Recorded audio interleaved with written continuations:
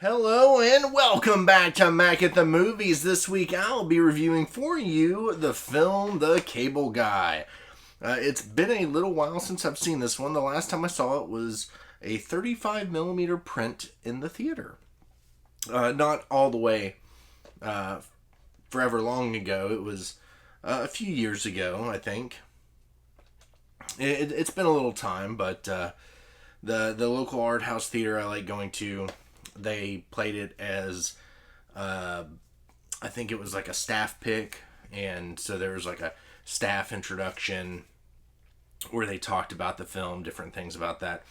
But I remember the first time I watched this, I had borrowed, it was like recorded off of HBO or something like that, one of those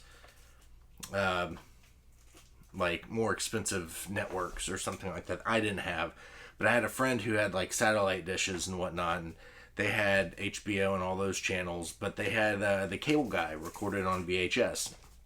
And I remember his name was Mark. I borrowed it from Mark, and I watched it 1,500 times before I gave it back to him.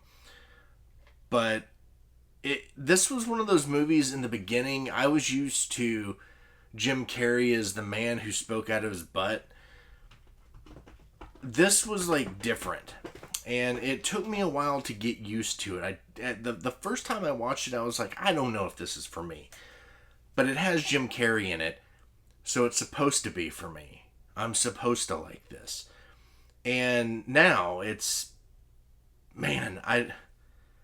either this or Dumb and Dumber is my favorite Jim Carrey film. They're both great. They're both genius in their own way. Dumb and Dumber always continues to surprise me with things that I've missed previously, but something about this one, I feel like it's it's not necessarily a standout performance. It was a lot darker than most people had anticipated a Jim Carrey movie to be. So I think it didn't get the recognition it deserved as the piece of art it is. And I believe this was directed by Ben Stiller. It says a Ben Stiller film, so I do believe that he was the director for this film. Yes, it says directed by on the back here. You won't be able to see it, but it's right there. So, directed by Ben Stiller. But yes, great film. And I'm excited to get into it and rewatch it. I hope everyone out there is doing well. I know I am. And I'm going to be doing better because now I'm going to be able to rewatch The Cable Guy. And since I've owned this VHS, I've never watched it. So this will be me watching this VHS for the first time that I'm aware of. I don't think I've ever watched the VHS. Other than the times I rented it or I borrowed it from my friend Mark in elementary school. So, yeah. Great film, Cable Guy. I'm going to get into it. I think it's going to start up here. I don't know if there are any previews in this or not. But I'm going to go ahead and get into it. And, nope, no previews. So, let's get right into it. So, I will watch this and then see you back in a minute for the rewind.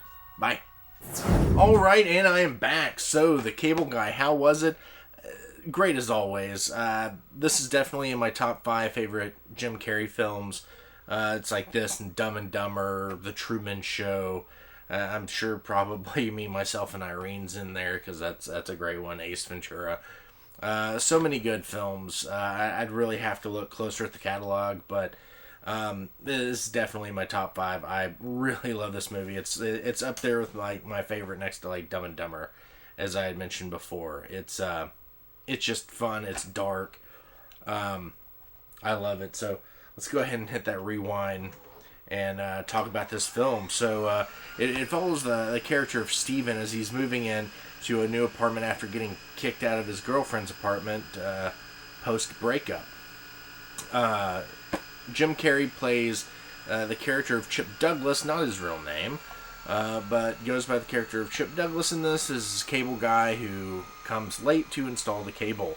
They sort of form this unconventional friendship more one-sided. Chip is a bit of a lone character. He doesn't have many friends, but he has a lot of acquaintances.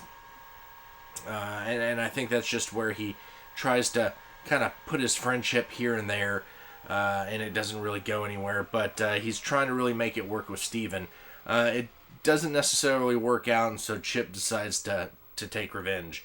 This is definitely a great flick, and I highly suggest checking it out.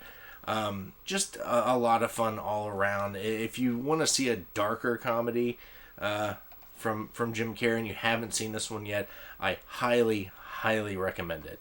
It's just so much fun. A lot of fun references. A lot of cameos. David Cross is in this. I didn't really notice him before.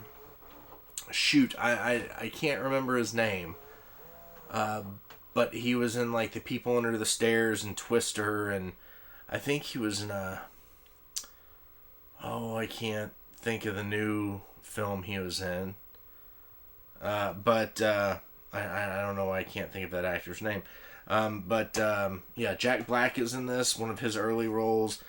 Kyle Gass plays an even smaller role in this. So you have like both members of Tenacious D in this. But just a lot of fun. Of course, we get Ben Stiller in this film. He plays a set of twins, one of which is accused of killing the other one. And so this film sort of kind of sets around the trial. Like the trial of the twins... The one twin murdering the other twin. It's sort of like in the background. Like every now and again it's mentioned, and it kind of comes to this conclusion at the conclusion of this film. And it's kind of a funny way they took that. But yeah, just a lot of fun all around. I would say the one thing that kind of threw me off about this movie that I never really noticed before is... Well, one thing I noticed is it starts out in widescreen. And when Chip knocks on the door and Matthew Broderick's character, Steven, when he goes to answer the door, it goes from widescreen to full screen the rest of the film. I'd never noticed that before. Granted, most of the times I've watched this, it was on Blu-ray or DVD, whatever I have that on. But yeah, it's been a long time since I've seen it on VHS, and but there's that, and there's the Steven and his girlfriend in the film. They went through a breakup to the point where they separated.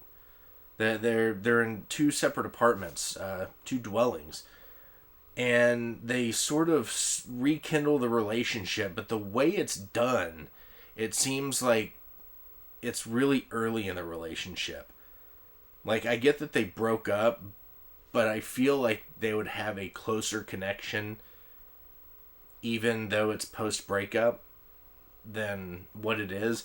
So it's kind of a unique way of showing a sort of a rekindling of a relationship that it seems very new. So I thought that was kind of interesting. But yeah, great movie. I really like it. Again, David Cross, I didn't expect to see him. That I don't know how I didn't notice them before, but he's in one scene. If you blink, you miss him. He just kind of makes goofy faces as an email goes around Steven's office. But yeah, a lot of fun. I definitely say, again, check it out if you haven't. The Cable Guy. It's a classic. It's a Jim Carrey classic. And highly underrated. That was the word I was trying to think of earlier.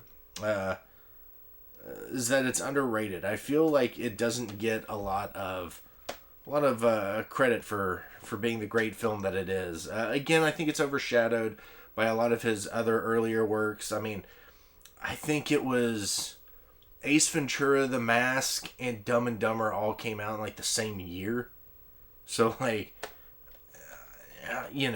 there's only so much that I think you can put out, and this came out, I would say, roundabouts the same time. I would say it was after that, but I'm not seeing a date on here. But 96. I think Dumb and Dumber might have come out in 94. Maybe Ace Ventura, The Mask, and Dumb and Dumber, I think, came out in 94. I could be wrong, though. Jot that down in the comments below. I'll probably look it up after I hit stop on record button. But yeah, a lot of fun. Have you seen this movie? If you have, what do you think of it? Is it one of your favorite Jim Carrey films? And if you haven't seen it, check it out. I'm sure it's streaming somewhere. And if it's not, just, go ahead and start your collection. Start your physical media collection and find a DVD copy of it somewhere, which I'm sure is fairly cheap, or a Blu-ray copy, or whatever you get your hands on.